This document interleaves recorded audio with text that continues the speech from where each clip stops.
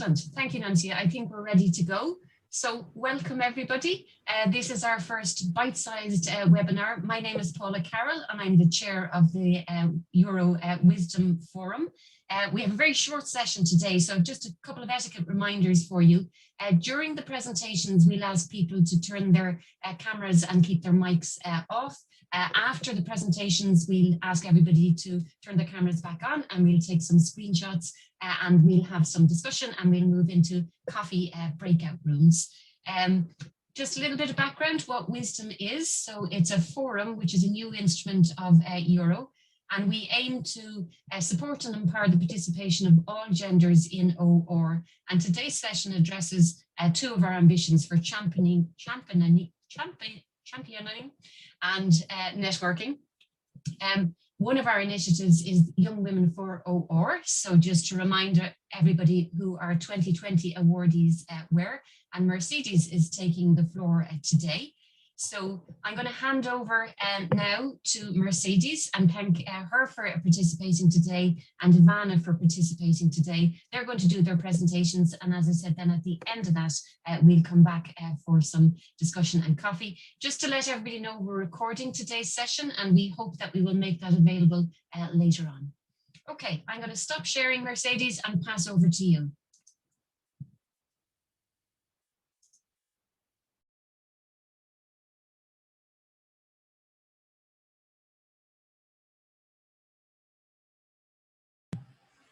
Good afternoon, thank you very much.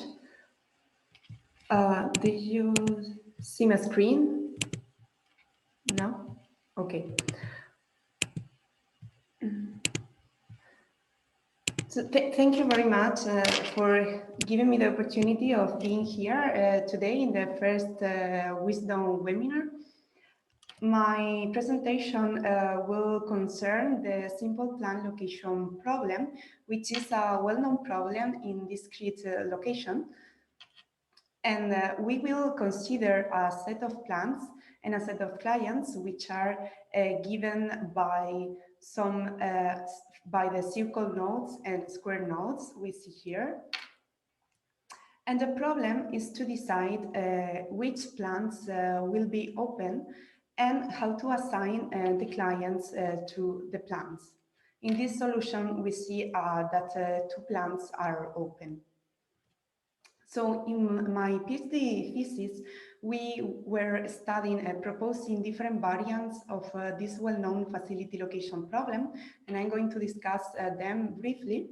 So the first variant we propose is to consider that there are some incompatibilities between the clients, which are given here by the red edges.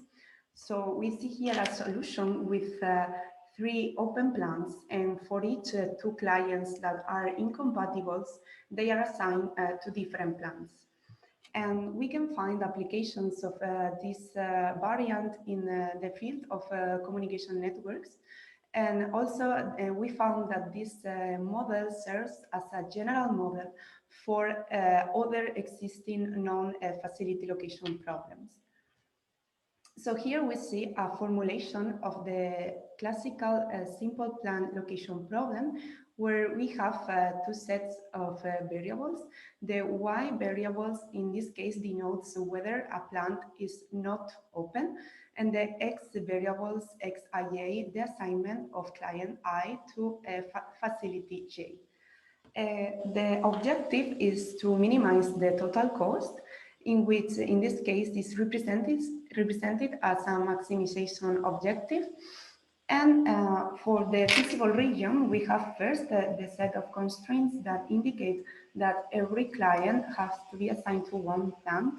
Secondly, the set of constraints that ensure that a client will be assigned to a plant only if the plant is open. The formulation, it's a set packing formulation because all of the constraints are of the form the sum of the variables less than or equal to 1. And every set packing formulation can be associated to a graph, which is known as the conflict graph. And this graph has one node per each of the variables of the model. And then we have edges between nodes that appear in the same constraint of the formulation. In this example, we have a conflict graph for the simple plant location problem with 4 clients and 4 plants. So when we include the constraints corresponding with the incompatibilities between the clients, we still have a set packing formulation. And in the conflict graph, we observe that we have new edges. So what we did in my PhD thesis was to study this new formulation and to try to obtain new problem-specific cuts or valid inequalities for it. So typically when we have a set packing formulation, we will obtain cutting planes or valid inequalities by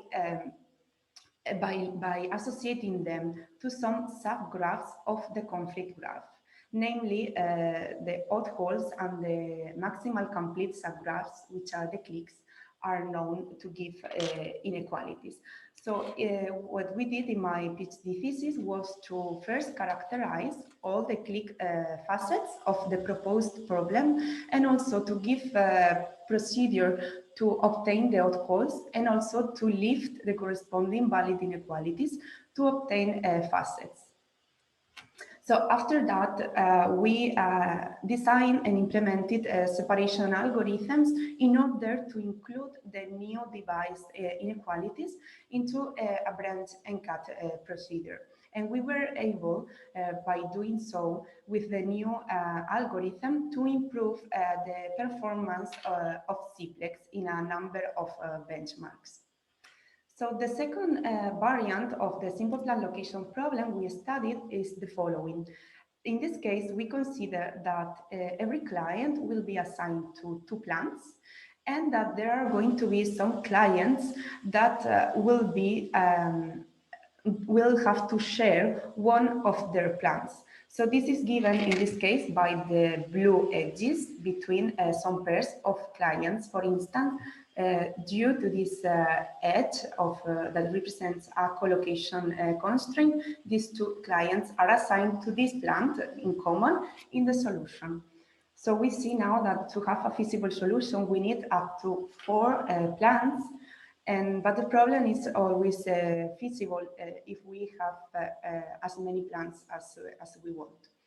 And again, we can find applications of this variant also in the domain of telecommunication networks.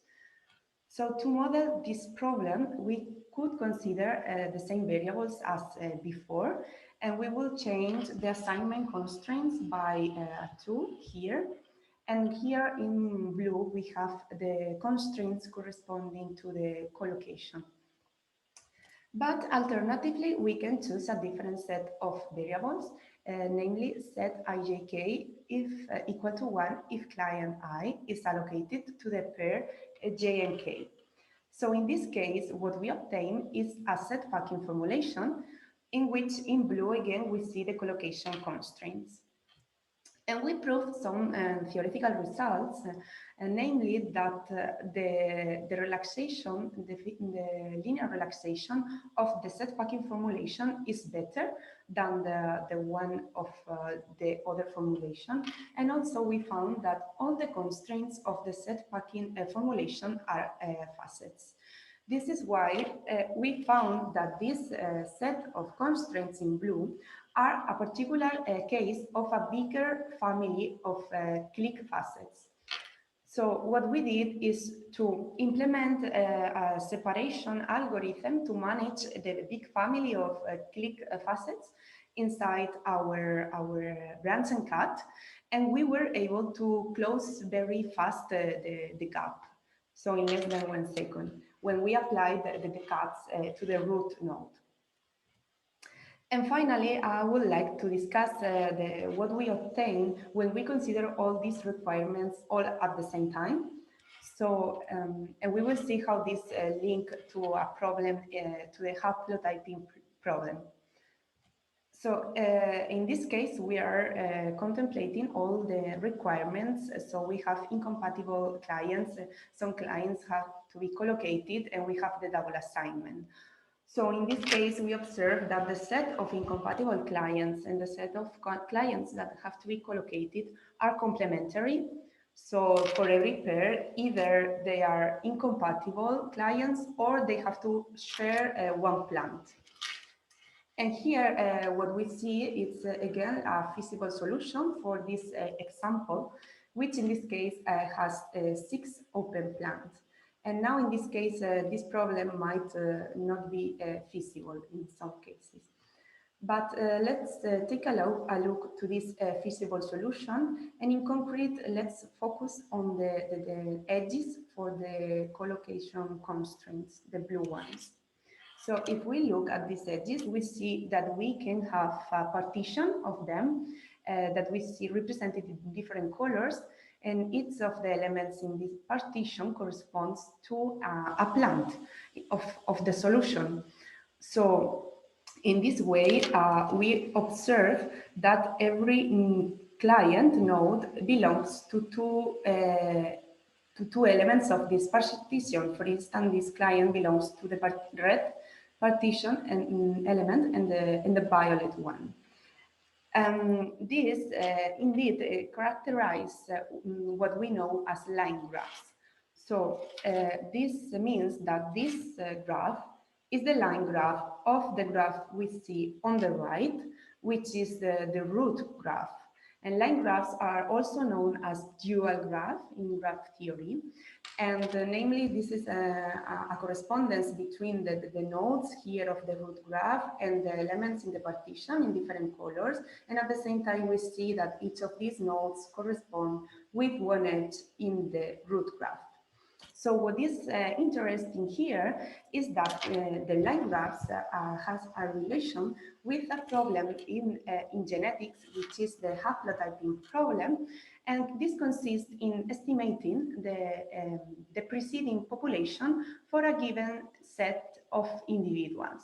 So let's say in order to understand the problem in this context, that for each node here, each circle node would be now representing the genetic information of one individual, and then the edges are standing for those pairs of individuals that are compatible in the sense that they could have been generated by the same father. So they have a father in common. And in this way, this feasible solution of the facility location problem, what is giving us is estimation of the preceding population in this context of the haplotyping problem. So this brings to the end of this brief presentation. Thank you very much again, and I will hand the word to Ivana. Thank you very much, Mercedes, for this very nice presentation. I remember when we met for the first time in 2018 in Seville. It was a very nice time. I hope after this crisis we will have another chance to meet in Paris or also in Spain again. So before I give the second part of this talk, of this presentation, which is more general representation of facility location problems, may I just ask one question related to your work? Regarding the last problem that you have presented, you said that the problem can be also infeasible. The input instance could be infeasible. Mm-hmm. Have you been able to establish necessary and sufficient conditions for detecting infeasibility?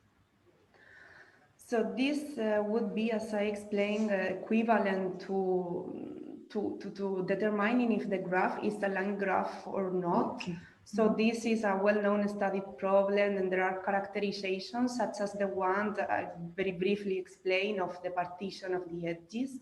So I guess this would be the condition that we will have in this case. Okay, so this is the line graph condition is the sufficient one. Mm-hmm. Necessary and sufficient. Okay, thank you very much. Okay, so in my part of the presentation, I will talk a little bit general about facility location and network design problems. And thanks again, Paula, for this invitation. It's a great pleasure to be with you today. Can you see my full screen presentation or the half screen presentation? The full screen. The full. Okay, great.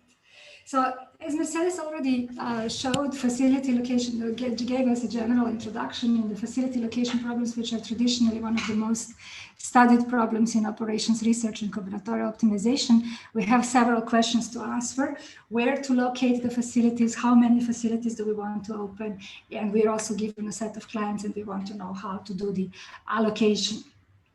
The problems can be considered from multiple perspectives. They could be discrete optimization problems where we are given a subset of facilities and we have to choose a subset of them to open. And these problems we typically attack with the means of combinatorial optimization. We also have problems where facility location is defined on a network. So the network could be some kind of a transportation, road network, or telecommunication networks.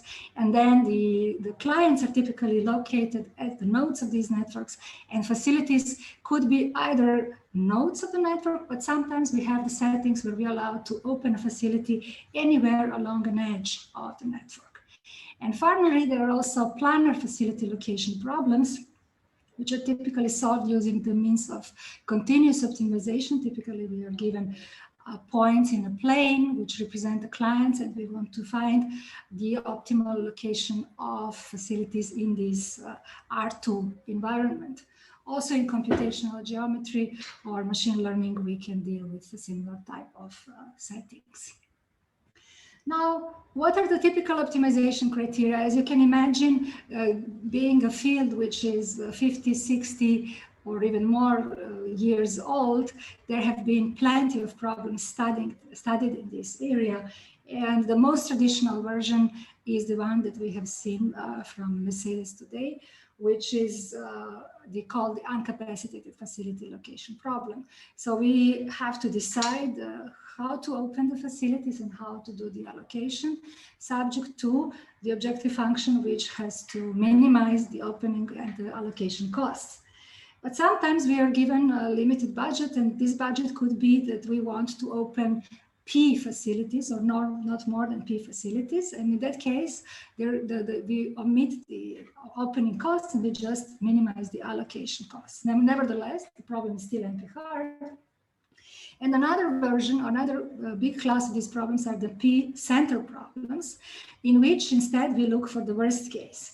So typically, the worst case applications are important when we want to allocate some, let's say, fire stations or hospitals or emergency, when we want to model some problems related to solving some emergency problems. In this case, it is not the matter of finding the optimal location so that we minimize the allocation costs on average, but we want to minimize the worst case allocation costs, which could correspond to the worst travel times. And finally, a more general version, more generalization of the P-median problem would be something that we call a covering location problem. And in that case, we can assume that we have a limited budget for opening the facilities. And now the question is, given this budget, how should we open the facilities so that we maximize the number of customers that we can reach, or maximize the revenue of the customers that we can reach, assuming that with this limited budget, we cannot cover everyone, we cannot serve everyone. And what are the typical constraints in the facility location problems? Well, the most traditional one are that we assume that there are demands on the side of the clients, but that each facility has a limited capacity, in which case, again, we have to distinguish between single allocation or multiple allocation. Can we, if this is a transportation problem, for example, then can we transport the goods half from one facility and half from the other? We'll talk in that case of multiple allocation, or does every client has to be served by a single facility? Then the allocations sometimes can be allowed only within a certain radius, which can be considered as a distance constraint between the facility and the client. For example, if you consider hospitals, then we will assume that the clients, that people don't want to travel more than 40 kilometers to visit the next hospital, or there are sometimes some service time constraints that have to be satisfied.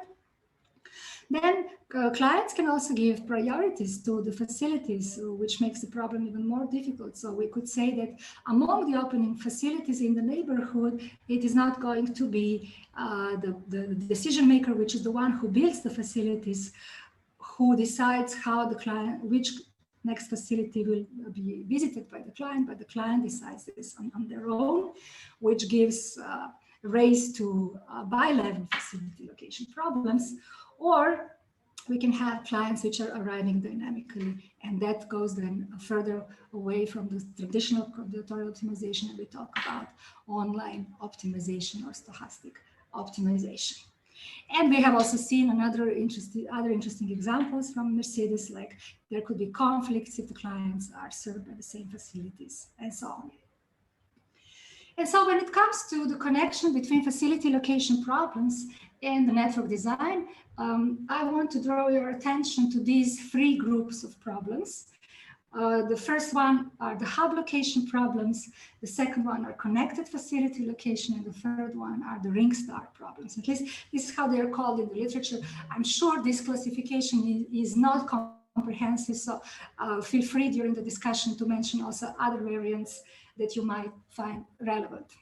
So in this example here, I'm just showing you an instance of a problem which is known as connected facility location problem. This is a problem in which we merge facility location and the Steiner tree, which means the following. So on this building, in this picture on the left, the diamond nodes, they represent the clients, and the square nodes, they represent facilities.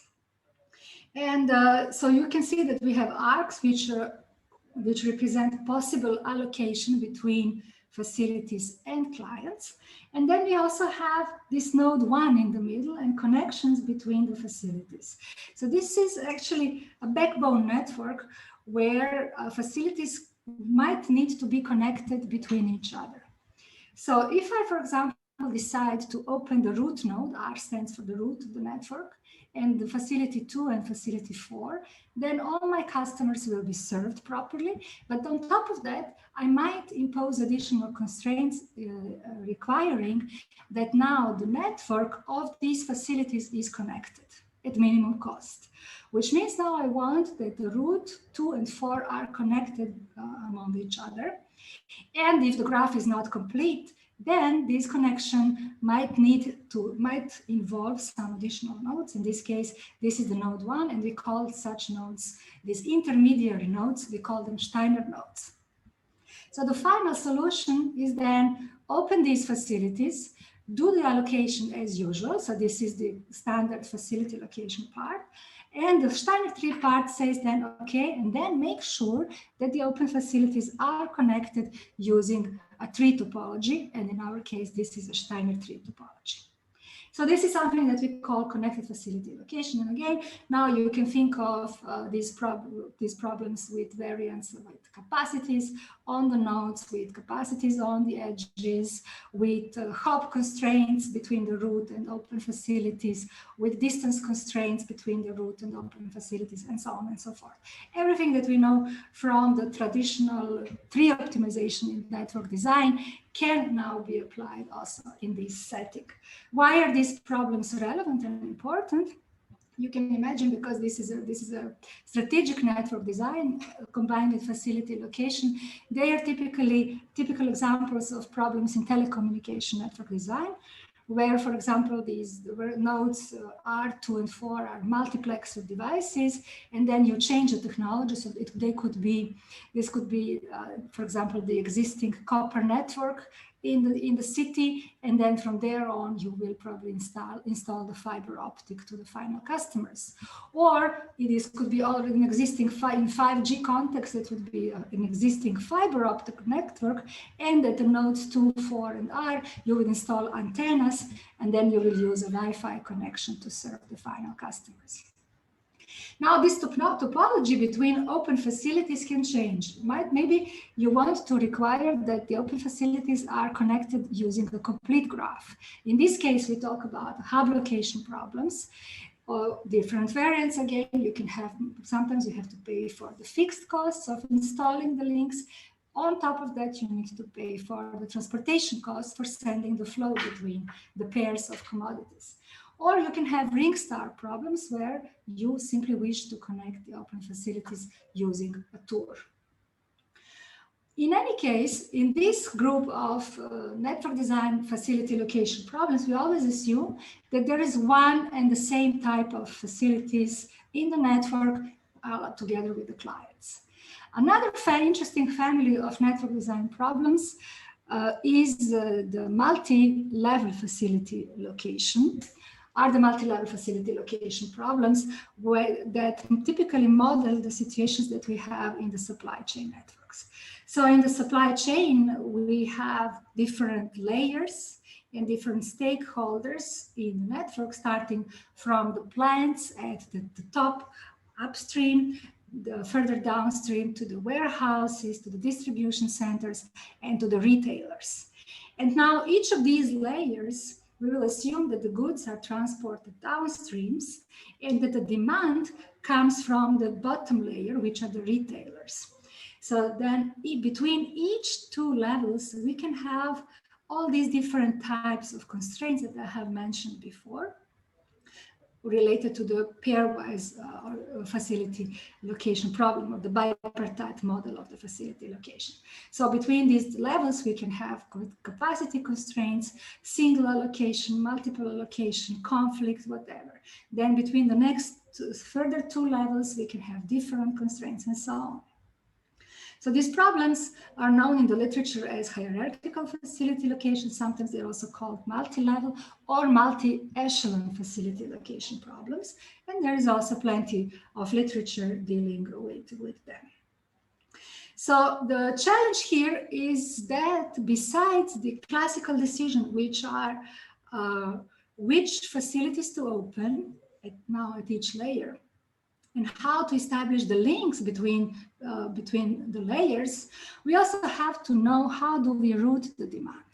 So as I said, if you assume that at the bottom here we have a retailer, then this retailer, for example, demands, I don't know, 100 units, then there are many different solutions. One, we establish the design regarding how are we going to route the demand to this node. And so to summarize, these type of problems combines, on the one hand, the strategic decisions, which we usually model with 0-1 variables, and which are related to the fixed costs in the objective function, and they are facility location and edge activation variables. And then we have the tactical decisions, which are related to the allocation pairwise between the layers and also routing of the demand. And we could say that once we fix the strategic decisions, the problem that remains, this is the second part of the objective function that I'm describing here, is typically a minimum cost, some kind of a minimum cost flow problem. So because of this nice structure, which renders the problem NP hard, but nevertheless, once the fixed cost decisions are given, the problem becomes polynomially solvable. It is actually this group of problems is very well suitable for various decomposition methods. If we stay focused on the exact methods, which means we could attack them using Lagrangian relaxation, Bender's decomposition, or dense-involved decomposition. So this is a short overview of the current developments, of the recent developments. And of course, I didn't mention so far any single reference. I'm just giving you here 5 recent references to some of the surveys related to these problems. And I'm also recommending to you the second edition, the newest edition from 2019 of this famous book on the location science, which attacks every single of these sub problems by a separate article, and of course, in addition, considers several more. Okay, so regarding the future directions, I have just 2 more minutes. I would say that you will see here some problems which are still, of course, already studied in the literature, but for which I would say there is still plenty of things to do. like the facility location problems under uncertainty, being a stochastic robust or distributional robustness variance. Multi-period facility location problems, if especially they are very challenging, especially if combined with uncertainty. For the bi-level and multi-level problems where we have two or more decision makers, there is also not much available so far. And the special case are the interdiction and fortification problems where we have a little bit more results available at the moment. Particularly relevant and important are the resilient networks. And this is again another bridge between facility location and network design with supply chain under uncertainty. And another aspect are the competitive facility location problems, where we actually do not have a single decision maker which builds the facilities, but there could be multiple players in the network that compete for the clients while trying to simultaneously open the facilities or hierarchically. So if it's simultaneously, they will stay at the game theory, traditional game theory level. And if it is hierarchically, we are at the bi-level setting. And here are some interesting applications, at least from my point of view, for the future future challenges with respect to network design and facility location. For example, plenty of location routing problems that we see today have to integrate location decisions in the urban logistics and last mile delivery. For example, one of the questions is where to locate the depots for the robots if we perform the last mile delivery using autonomous robots, or where to locate the drone landing platforms within the city, or the pickup points for the clients. Then for the 5G telecommunication networks, I already mentioned this example with the antennas, with the connected facility location, but also multimodal freight transportation is also changing today, which will bring new problems on the market.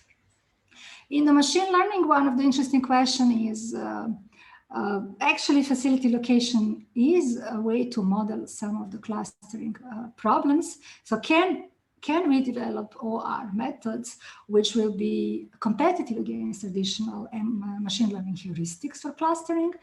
And finally, I want to mention one interesting application which at the first glance has nothing to do with facility location, which comes from the digital marketing for the social networks. And the problem is known as the influence maximization in social networks.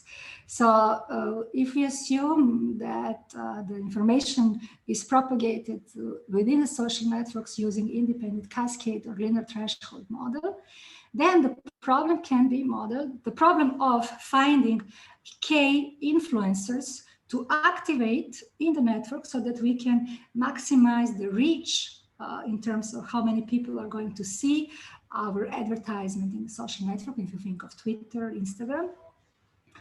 The question becomes or can be easily modeled as a stochastic maximum covering location problem.